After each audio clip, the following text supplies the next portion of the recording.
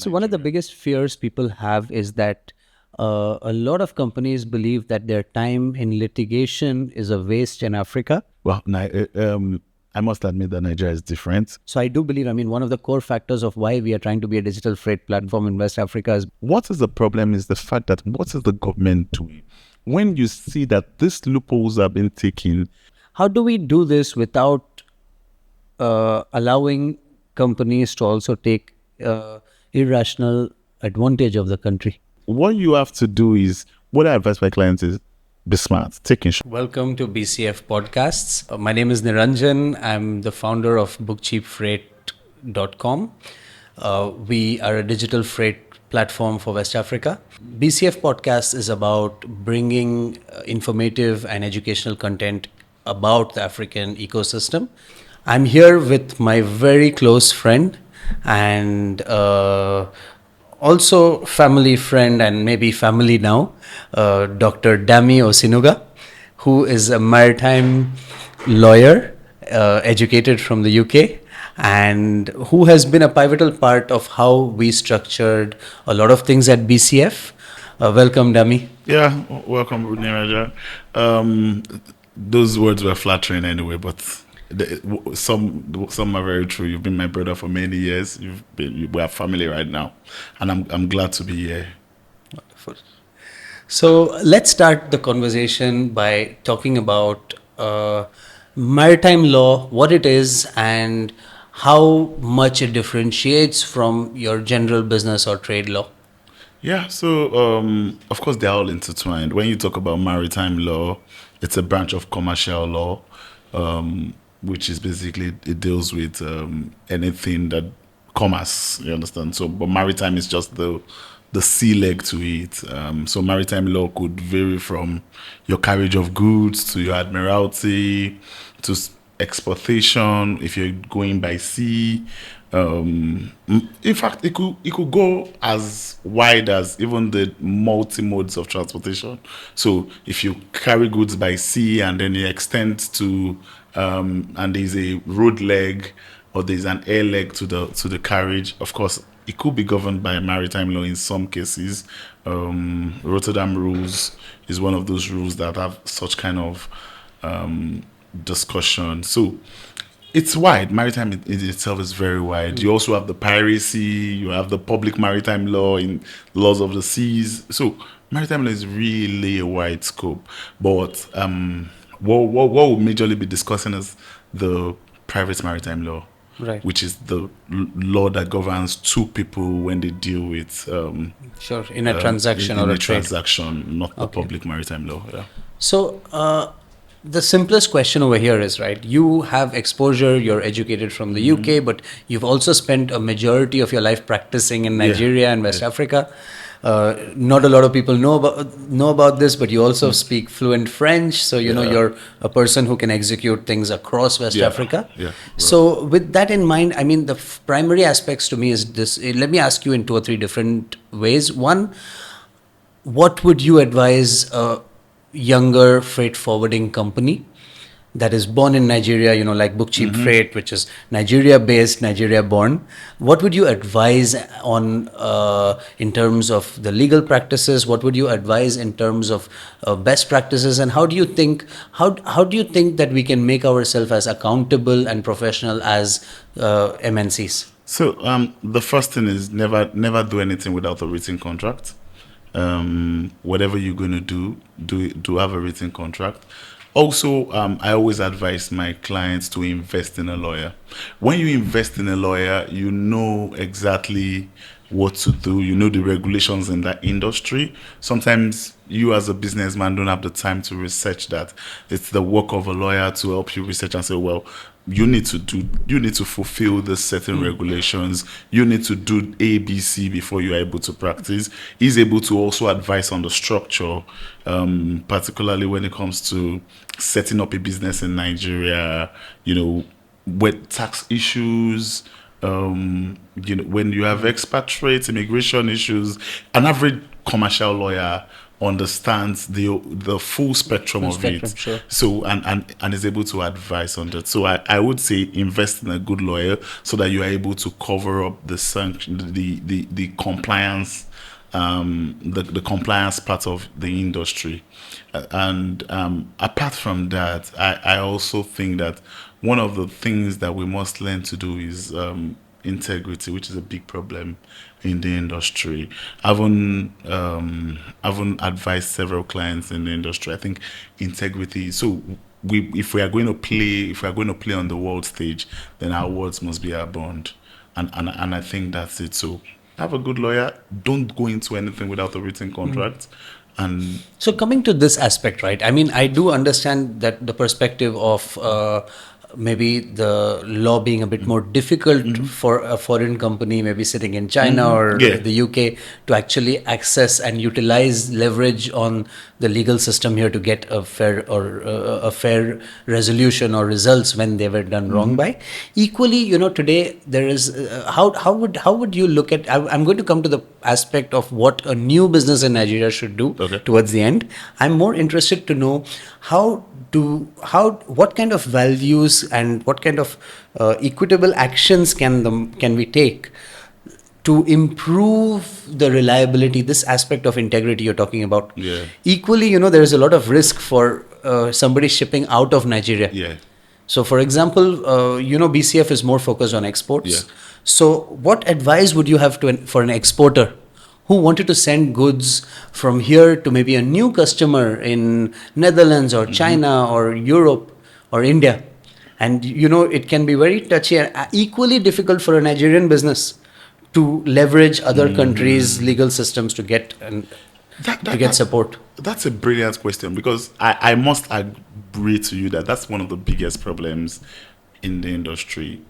I'm doing business with somebody in China, and I'm asking him, send me money before I send you goods. And he's thinking in my head, but I don't know you. I've never met you. And I'm also thinking, I don't know you. I've never met you. Why should I send you my goods Right. to China? What if I give you the goods and the money never comes back to me? And you two are thinking, what if I give you the money and you never deliver the goods? And that's where legal advisory comes in. There are roles that the banks play in all of this. Opening of LCs, Sure. there's also the insurance part. In the event that you export goods, it gets damaged along the line. Those parts are they are there, and they serve as a buffer to possible losses. But then, in some instances, you may need to get lawyers, even in those jurisdictions. And why do I say so? A good lawyer, and that's why you must invest in good lawyers. A good lawyer has networks. I know lawyers in England. I know lawyers almost every part of the world that I'm able to. So if my client needs something, I'm able to look at my directory and say, well, I could reach out to this lawyer over there.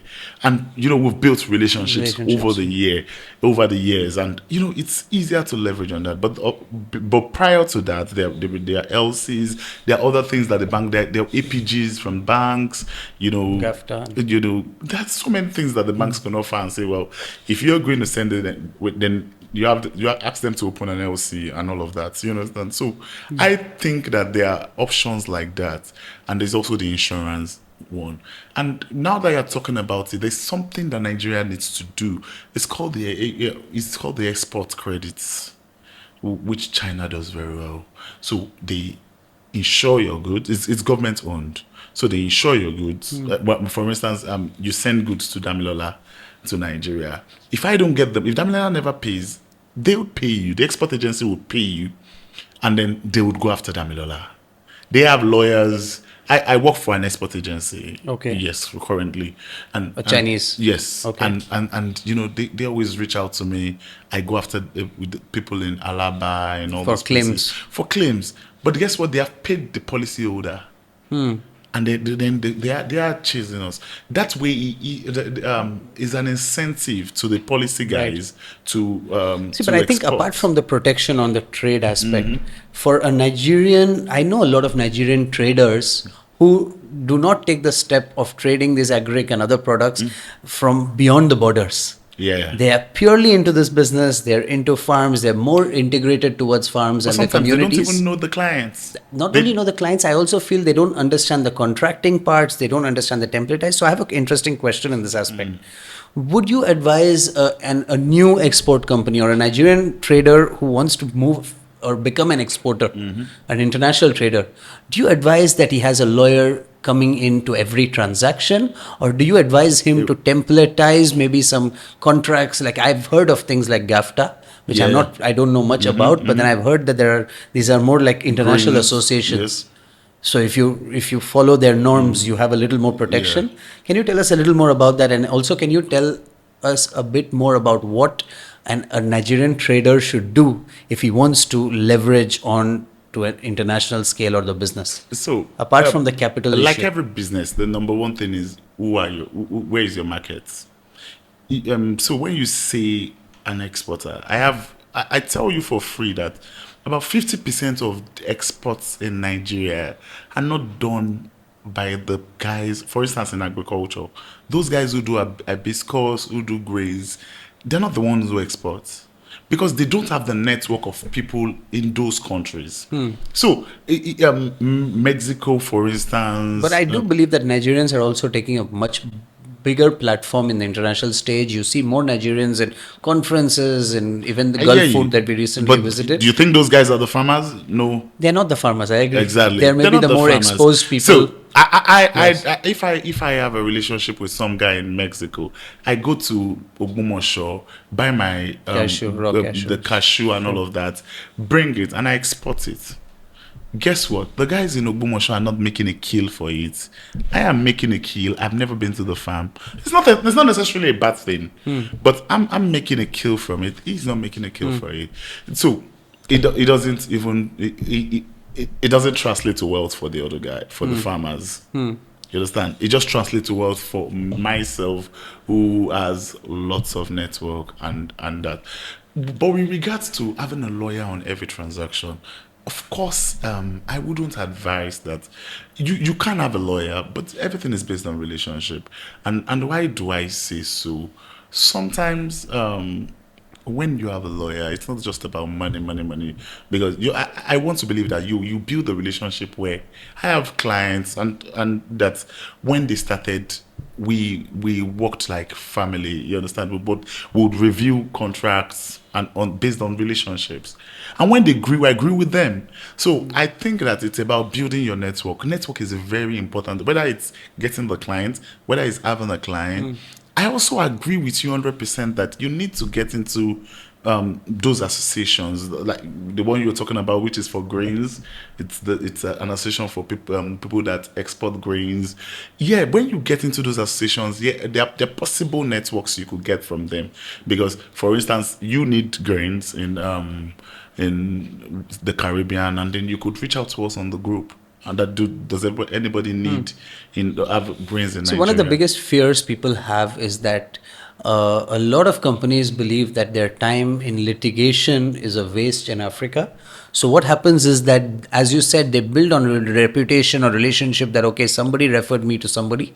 But when it comes to new vendors, if the parity doesn't sit or the market doesn't work, it's highly reputed that people just take a back seat and say, okay, but you can't do anything to me. Is that true? That's absolutely true, and it's an unfortunate scenario. It's not only the export industry; it's every industry in Nigeria. Litigation is lengthy, it is expensive, and until we find a way to ensure that there's some set of legal certainty where people don't go to courts. We've had instances where people threaten you, I'm going to go to court, and even if we get a case, we're going to go to court of appeal, we're going to go to Supreme Court, just because they know it's lengthy. And until we do something about it, and the legal system, if we don't deal with the legal system, whether it's in the commercial area, whether it's in the criminal area, whether it's with the police or anything, we are not going to attract foreign investor. An industry or a country where a foreign investor invests 1 billion, 5 billion, and then somebody comes and says, oh, well, you've contravened this law and all your money is whitewashed, and you go to court and you have to spend another 7-8 years to get justice. when all the money you invested has been eroded. For instance, It's a bad indicator to the it's a other bad indicator. companies. There is other companies are not going to come But in. you know, in Nigeria, I feel also recently that there is a more positive drive towards empowering internal businesses and Nigerians rather than really attracting foreign investments. And you know, being a think it's right-wing chicken and egg organization. situation. You are not going to build Nigerian. Yeah, it's okay to build Nigerian businesses, but you need the FDIs too. You need both of You them, can't and they do either must one. coexist. So whatever they are doing, they must find a way to coexist. And I think that the government understands this, that you cannot build an economy based on Nigerians alone. Where are you going to get your FX from?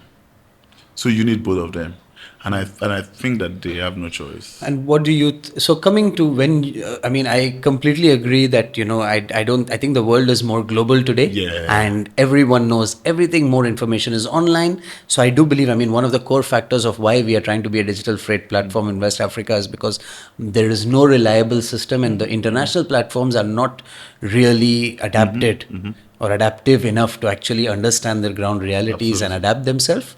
So today I believe that, you know, it's not a simplified process anywhere. There's a lot of cloud and everything on this aspect.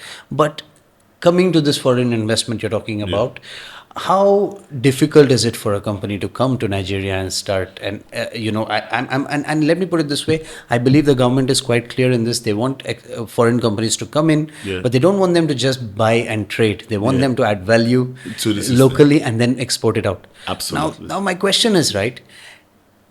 The cocoa or the cashew is available in Nigeria. Yeah. They're exporting it all the way to Vietnam or India to process, and again re-exporting the finished goods to the US, to Europe. So I'm sure that without the government intervention also, the basic logic dictates that it should have been great to, you know, process and set these units up in Nigeria itself. Why do you think this did not happen? And do you think that the things are getting easier, or this particular aspect we are going in the right direction? So the truth is, the country can be sometimes volatile when it comes to investment. No investor wants to put his money in a place where even once the government of the day changes, every policy could change, and that's a challenge. So, but I think that the current Minister of Trade, Jumoke Oduwole, Dr. Jumoke, she's doing a great job trying to bring in foreign. She's been having meetings all over the world, trying to encourage people, and like you rightly said, we need to then go back to our regulations. You are asking that you want foreigners in the country, and then we've increased our share capital for foreigners from 10 million to 100 million. You see some regulations like that it appears. But don't to you think make it's fair? If somebody is coming to Nigeria and exploiting or using Nigerian resources to build a business, don't you think it's fair that they should be sizable and It is fair, but it's not everyone who can. So, but what about those small guys who are starting? Some of those big factories you look at. I have a client who has a factory in Ibadan, and I tell you, when he got to Nigeria, he started very small, and today he's really doing. You're saying that if there is no Nigerian dream, Yeah, why would exactly. people come in? Yeah, exactly. So even if it's the small businesses, we need the small businesses as much as you need the big businesses. Foreign investment doesn't have to be from the big guys only. In places like Singapore, you have the small businesses by the foreigners. So it doesn't have to be once somebody's coming to Nigeria. But when you bring up Singapore, right? I think the ease of doing business and setting up a business in Singapore, Singapore is ranked number 1 in terms of ease of business. Absolutely. So what would your advice be? What would the steps be for a foreign company to come to Nigeria, set up, and how do you help them? I know that you've onboarded. Yes, This is several. one. You do a lot of offshore support services, as well as you do set up business structures and documentation from scratch. Yeah. So what would be the major steps, and how would a new company come into Nigeria? Of course, depending on the industry, we ascertain the particular share capital they need. We are able to register a business for them, obtain the relevant permit. So what we offer is like a one-stop shop. So from immigration to setting up an office, even getting an office space. So we try to just be that guy that A holistic partner. You understand, that works side by side with our client. So we provide tailor-made advisory and ensure that we are, and that's why it's 70 to 80% of my clients have become my friends, because we just move with them, guide them. But it's not something I could advise just once. So it depends on what they're coming to do. Sometimes the client thinks he needs to come to Nigeria to do a particular business, but really you don't need to come to Nigeria. You understand? So we are able to look at everything and say, well, for this you might need to come to Nigeria. For this you don't really need to come to Nigeria. For instance, if you want to export, I'm not sure you don't really need to come to Nigeria to export a business. You don't need to come to Nigeria to export, for instance. You understand? But if you're going to set up a freight forwarding company, you need to be in Nigeria. So so it depends on the particular business that we're able to look at it and advise on what you need to do. And what do you think maybe the top 2 or 3 challenges that they would face when they come to Nigeria? First, there's the challenge of regulatory compliance. Dealing with stakeholders can be difficult. Sometimes the stakeholders are unreasonable. Sometimes the laws are very unclear. So you don't even know what should be fulfilled and what should not be fulfilled. And, constant engagement. And this is what we've done for many years with our clients. We sometimes, engage these regulators because we have industry knowledge, we have local knowledge. It's easier to engage them than when a foreigner is engaging them. So there's a challenge with regulatory compliance. There's a challenge with, of course, staffing, employment is also a huge challenge. And then there's also a challenge with local knowledge. Adapting to the system. Things are a bit different in Nigeria than it works everywhere in the world. So you hear that something happens. A is not always A if you don't understand, if you don't have local knowledge. So, but when you have local knowledge, you're able to navigate all of these things, and and in all of these areas, we're able to bring out expertise. We're able to advise as to staffing, employment. We're able to advise on local knowledge, and so sitting in Nigeria, you cater to an international client, right? You probably practice law indirectly in different countries. How different is Nigeria? And with a doctorate in maritime law, what drives you to come back to Nigeria and add value in this system? Well, I must admit that Nigeria is different because in Nigeria, like I said, A is not always A. It can be difficult practicing law in a country where it might not be the most lawful country in the world. So it is not so easy practicing law in Nigeria. You're dealing with somebody and they are changing, they are spelled out laws. What is more fulfilling in Nigeria compared to the remaining? So it's about one, you feel, particularly when I see my businesses grow, when I see my clients' businesses grow, which I call them my businesses, I'm happy. When I see BCF today and I'm like, oh well, I registered that company. I have a lot of companies that are doing very well today, sure. And I feel like I'm giving my own quota to the country, sure. And trying to build the economy. I must have set up at least 50 foreign companies in Nigeria. So our experience in BCF was great. So bringing people to Nigeria, great. Sometimes importing capital into Nigeria.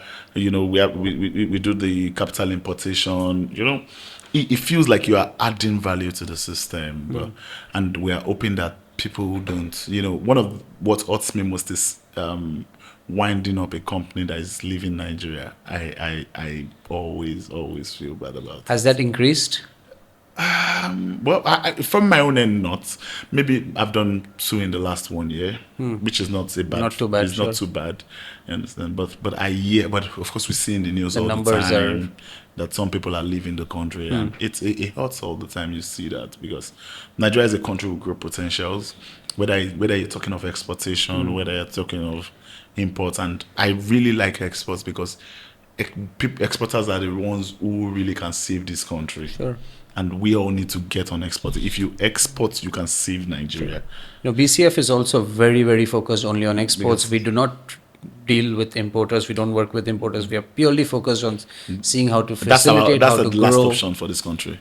To grow, if we increase exportation, the country has the possibility of growing its GDP and all of that. So we must export more, 10 times more than we're doing right now. How do we do this without allowing companies to also take irrational advantage of the country? Right. Today there are so many loopholes, and not everything are controlled or in the responsibility of few people. It's a highly varied and a very big ecosystem. So how do we do that? From the oil and gas, we've seen different types of news articles since we were kids on different types of oil being transloaded and so many different things. We don't know. We don't really know what is true and what is not. Yeah. Right. So the truth is, everywhere in the world, there are always loopholes. Everywhere in the world, humans are the same thing everywhere. But what makes the people in America, in China, in Canada, is the fact that there is a fear of consequence. That when you do something, there might be consequences. Accountability. Nigeria people are not held accountable. So the loopholes are not the problem. The fact that people take advantage, companies, individuals want to take advantage of the loopholes, not necessarily a problem. What is the problem is the fact that what is the government doing? When you see that these loopholes have been taken, the advantages have been taken in those loopholes, what is the government doing to ensure that doesn't happen? But what we find is that sometimes even the government agencies, members of the government agencies are conniving to take advantages of these loopholes, and that's a shame. So and you wouldn't also blame them. Sometimes their pay is really bad, right? And every perspective is different from the other side, right? So and there's this Maslow's theory. Sometimes when a man is hungry, he can't do anything. So you need to find so it's a concerted effort. People must be ready to be patriotic. The government must be ready to do what it needs to do. The companies must understand their role in the country and in the world as in general. And that's the only way, because I don't think there's any country where people don't want to take tax. In America, people take advantage of the tax system. Sure. People take advantage of the benefit system. They do it officially through lobbying. Yeah, during COVID, a lot of people were jailed for taking benefits of COVID and everything. Everywhere in the world that happens. But look at it, people were jailed. If there is another COVID now, the people, so many people will not do the same thing they did the last time, getting loans and not paying back because there was a pandemic, because they saw that there were consequences for the actions of some people. But in a country where there are no consequences, there's little you can do. So, one interesting question from an aspect of a person running a freight business is how effective are contracts to protect yourself from situations like a truck disappearing and somebody, if you're procuring locally, maybe cashew nuts, some trader cheating you after collecting the money. How much are contracts effective, and what kind of a combination of contracts with what else gives you a good result?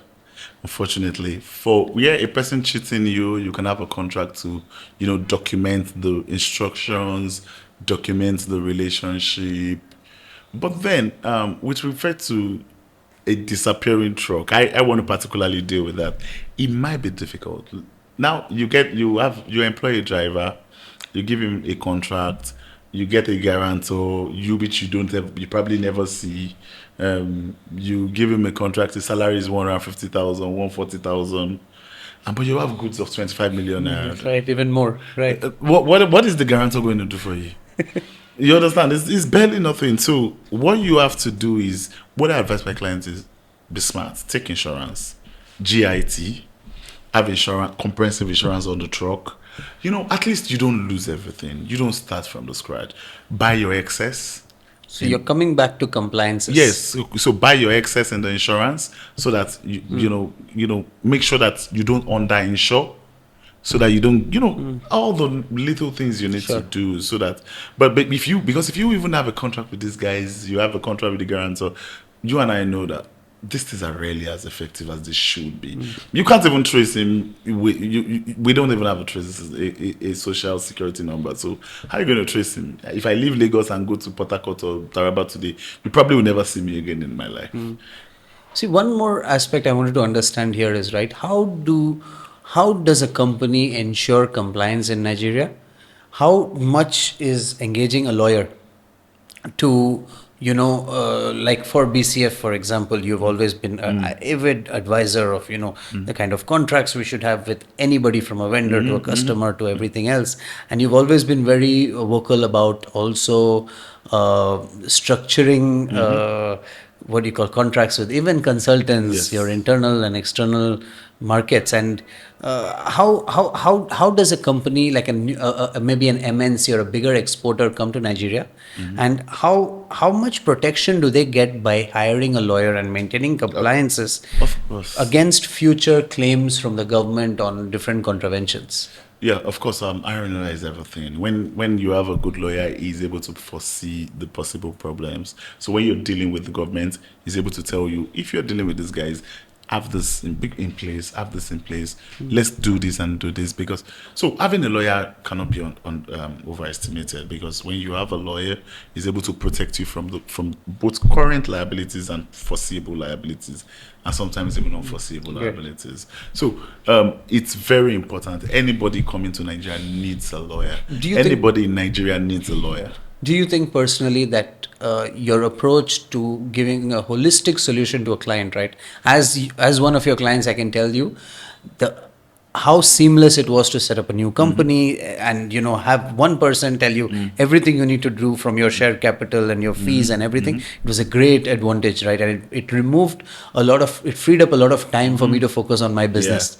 That was a great aspect. But how do you think in your career, do you think it would be different if you were in another country, or is law so intertwined that wherever you were, you would have still had a holistic approach to the business? Yeah, I think it's really, law is global. So yeah, in Nigeria, sometimes you have to mix what happens on paper and what happens in real life. You understand? So unlike if you're in England, if the law says A, then the law says A, the law says B. But in Nigeria, I can tell you, well, the law says A, but I would advise you to do A plus B to protect yourself, because sometimes there's a lacuna in A and they come and hold you with B.